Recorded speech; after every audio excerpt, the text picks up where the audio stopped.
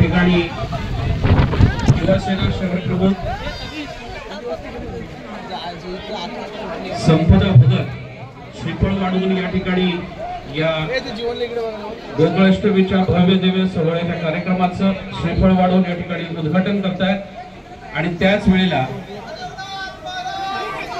दुर्गवाडी येथील गोविंदा पथक या दहीहंडीला या ठिकाणी सलामी देत आहेत।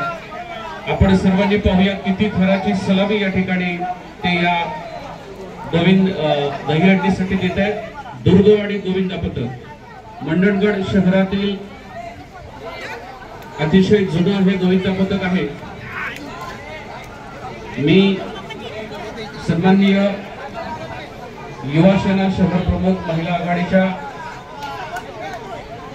संपदा भगत